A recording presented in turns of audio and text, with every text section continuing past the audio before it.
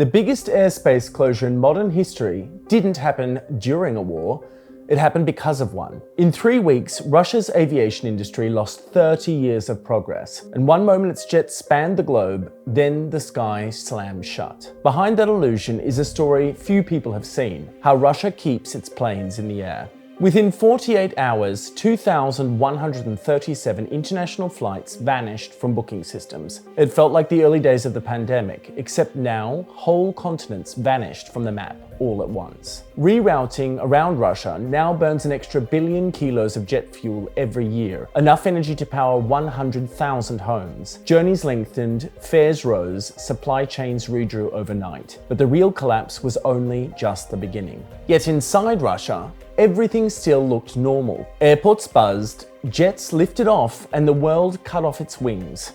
And somehow, it kept flying. During the Cold War, one airline ruled the Soviet skies: Aeroflot. It stretched across 11 time zones from Moscow to Magadan, carrying millions of passengers a year.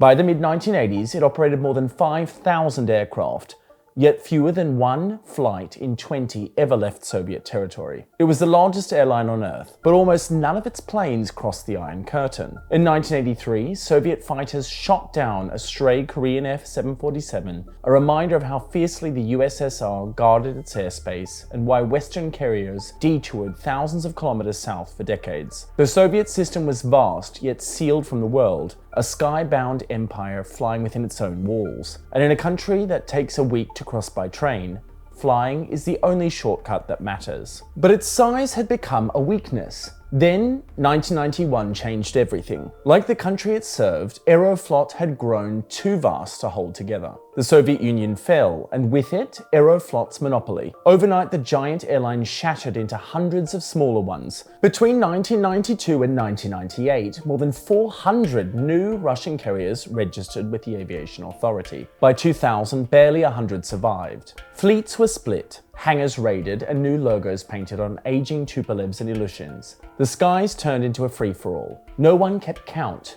or wondered how long the gamble could hold. The 1990s were turbulent. Safety gave way when desperate carriers kept flying aircraft that should have been retired. Routes were cut, crews went unpaid, and passengers joked it felt safer to take the train. Russia's aviation looked finished. The country was the biggest on Earth. Flying wasn't glamour, it was how people got anywhere at all. And that instinct to survive never left. And it would surface again when the world shut its doors. But out of that wreckage, recovery began. In the early 2000s, stability brought cash and Western planes. Aeroflot and its rivals started replacing the clattering Tu-134s and Ilyushin 86s with Boeing 737s and Airbus A320s. By 2007, more than 60% of Aeroflot's fleet was Western-built, financed through leases worth over £5 billion. The airline joined SkyTeam Alliance in 2006, putting Russia back on the world's flight map. New branding, new service standards, even English-speaking crews. The Soviet workhorse was becoming a modern flag carrier, modern on the surface, dependent underneath. Fast forward to the 2010s and the transformation was complete. Moscow's Sheremetyevo had become a genuine intercontinental hub. By 2019, Russian airlines carried over 128 million passengers, roughly the same annual total as the entire UK industry. Aeroflot's long-haul fleet now included Boeing 777s and Airbus A350s, symbol of a country that had finally caught up with the world. I once flew Aeroflot from Moscow to Tehran on an A320. The cabin smelt faintly of kerosene, Soviet nostalgia lingering in a modern jet. The crew wore bright orange jackets, each sleeve still stitched with a tiny hammer and sickle, a relic of the past on an airline that otherwise felt completely modern. The curtain had lifted, but only halfway. It looked unstoppable, but its foundations were leased. Roughly 80% of Russia's 980 commercial aircraft were leased from Western lessors. 8 out of every 10 jets on Russian runways technically belonged abroad. If those leases were ever revoked, Russia's miracle would fall back to Earth. History doesn't crash all at once. It's just physics, and what goes up stays up only while the system holds. The shock hit before the headlines had finished scrolling. Within hours of the invasion of Ukraine, the skies began to close. Europe, North America, America and dozens of other countries banned Russian aircraft from their airspace, and by the end of the week, more than 30 nations had joined the blockade. Moscow retaliated by banning 36 in return, creating the largest block of closed airspace since 1945. Planes already in the air were left in limbo. Across Russia, departure boards went blank. More than 4,000 flights were cancelled in a single week. Passengers stared at frozen screens while crews waited for orders that never came. Lufthansa flights 718 and 2 KLM services were ordered home mid-route. Aeroflot's SU-2091 from Belgrade to Moscow detoured through Kazakhstan, turning a 2.5-hour flight into nearly 6. On radar, Europe looked like it was blinking in panic. Finnair's flagship route from Helsinki to Tokyo stretched from under 10 hours to almost 13. For an airline built on the Siberian shortcut, that single detour broke its business model overnight. The closures stranded thousands of Russian travelers abroad. Charter companies were grounded, tour operators collapsed, and the outbound tourism fell by more than 90% in just 1 month. Planes sat idle, crews stranded, and passengers stuck behind was the new reality. Then the financial shock began, slower, deeper, and harder to stop. Within days, Irish and Bermudan regulators revoked airworthiness certificates for 515 jets leased to Russian carriers. Under EU sanctions, leasing firms had 30 days from the 27th of February 2022 to terminate all contracts with Russian airlines. By early March, roughly 400 Western-leased aircraft, worth nearly £9 billion, were stranded inside Russia as lessors raced the deadline to retrieve them. Russia refused. The state passed emergency rules letting airlines re-register those jets under domestic codes, effectively nationalizing hundreds of Boeings and Airbuses in one move. That quick fix would turn into years of lawsuits and insurance fights across Europe. Step by step, the links that made Russia part of global aviation were completely erased. The sanctions didn't just ground planes, they erased Russia from the travel map. On the 1st of March 2022, all 3 global booking systems, Amadeus, Sabre, and Travelport, suspended Aeroflot's access. Within hours, Aeroflot vanished from every booking site and search engine. For the first time in decades, Russia's flag carrier had simply disappeared from the digital world of air travel. Overnight, a country of 140 million people found itself cut off from the global system of flight. At home, airlines rushed to plug the gaps. Aeroflot retimed its schedules to flood capacity into domestic leisure markets. Flights to Sochi, Yekaterinburg, and Vladivostok doubled, while foreign-based crews were quietly recalled from London and New York. Airports that once announced flights to Paris or Tokyo now advertised only Novosibirsk and Kazan. Abroad, its wings were gone. At home, demand stayed. By mid-2022, Aeroflot had cancelled nearly all international routes except to Belarus and a handful of neutral states. Fuel suppliers, insurers, maintenance crews, all gone. Engineers warned that without parts, safety margins would narrow fast. Regulators stopped asking awkward questions. The closures also drained revenue. Before the war, overflights of Russian airspace brought Moscow about £225 million a year in route fees. That became zero overnight. Russia's airlines still flew, but inside a shrinking map. Beyond that frontier, the world kept flying without them. When sanctions grounded Russia's fleets, the noise shifted from engines to lawyers as the biggest leasing case in history began. In Dublin, the world's major leasing companies assembled for what became the largest aviation case on record. A temporary courtroom had to be built to fit 180 lawyers arguing over 80 stranded aircraft worth around £2.1 billion. Together with AerCap's separate London claim, the disputes totaled more than £5 billion worldwide. Insurers insisted the planes weren't lost, just held.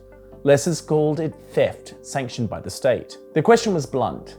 Had the world just witnessed the largest aircraft seizure in civil aviation history, or a desperate act of survival by a country cut off from the system that built its fleet? For airlines, sanctions redrew the map overnight. For lawyers, they opened a gold rush. As the legal fight gathered speed, the skies were already choosing new winners and losers. Finnair built its entire business on geography. From Helsinki, it sold Europe the fastest bridge to Asia, short polar arc flights that made long haul look easy. When Russia closed its airspace in February 2022, that advantage vanished almost instantly. The detours added hours, erased their cost advantage, and left the fleet of long long-haul jets with nowhere profitable to fly. Connections to Chongqing, Nagoya, and Busan, cities that few other European carriers serve non-stop, disappeared in a single week. The company's share price fell by around 80% as aircraft once bound for those markets sat parked or were reassigned to transatlantic runs. A national strategy built on location had lost its location. Anchorage, long forgotten, was suddenly relevant again, the halfway point between East and West once more. During the Cold War, it was the stopover between two worlds. Now its runways host refueling stops for cargo carriers avoiding Russian skies. The map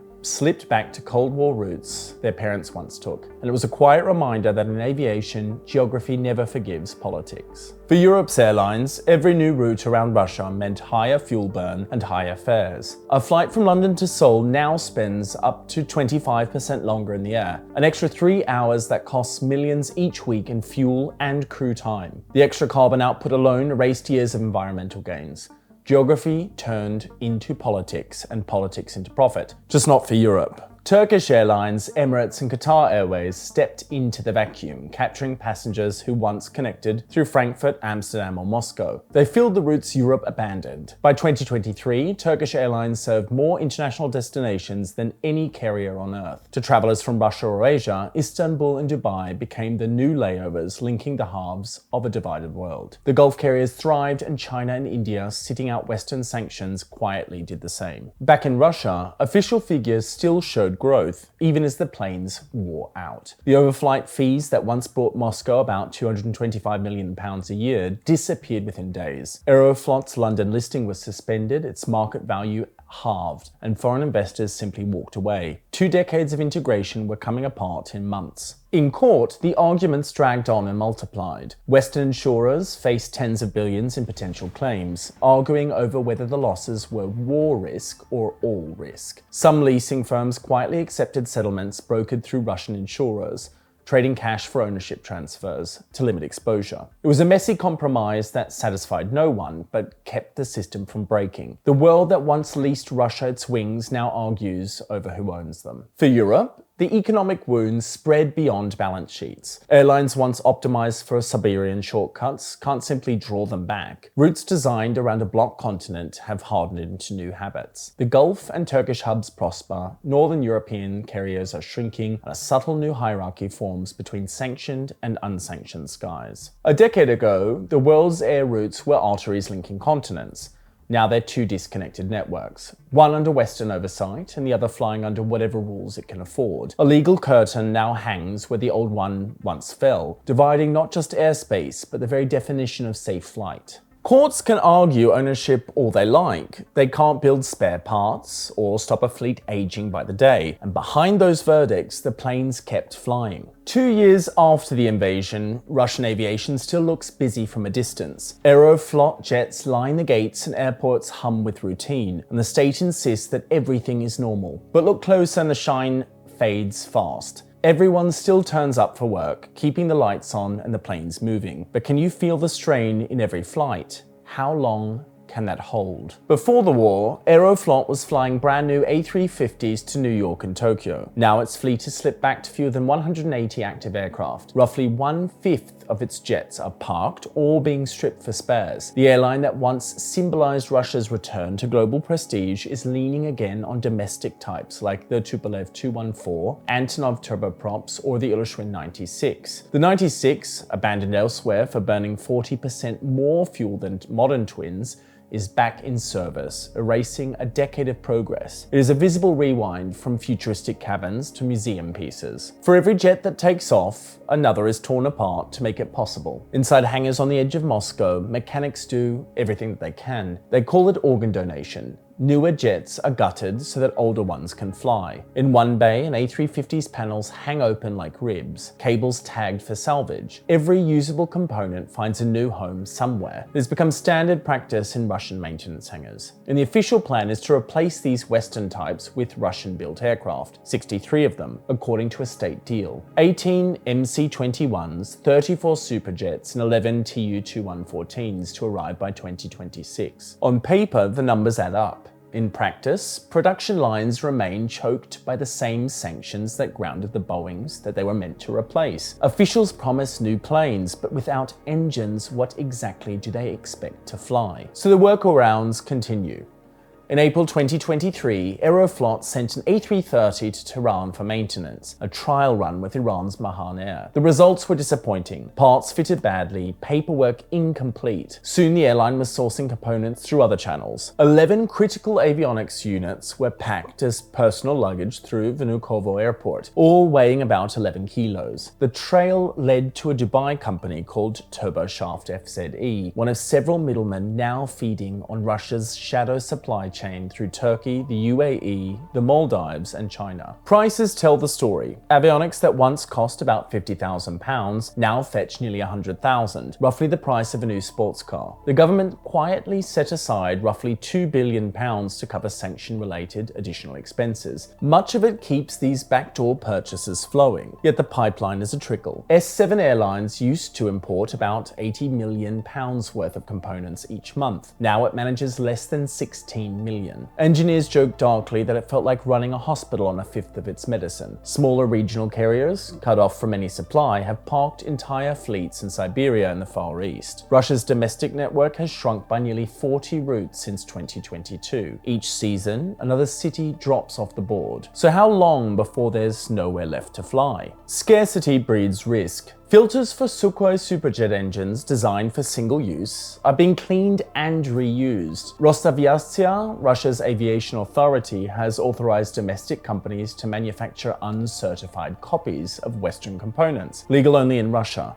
Banned everywhere else. Mechanics warn privately that fatigue cracks are appearing in areas once checked by Western inspectors. And when safety checks stretch from a day to a week, you start to wonder what's slipping through. Inside cockpits, the chatter is cautious. Pilots trade rumors about which jets used unapproved parts, but no one says it aloud. Everyone in the business knows the odds, and no one wants to be the one who proves them right. The warning signs have already appeared in public. In winter 2024, 11 engines failed in flights across Russian carriers in just 7 weeks. One Ural Airways A320 made headlines when it landed in a frozen wheat field after a hydraulic failure. The airline seriously considered refueling it and attempting to take off once the ground hardened. It would have been the first field departure of a passenger jet in modern times, the perfect image of a system out of altitude. Across the country, jets sit under tarps at frozen airfields, their registration numbers painted over.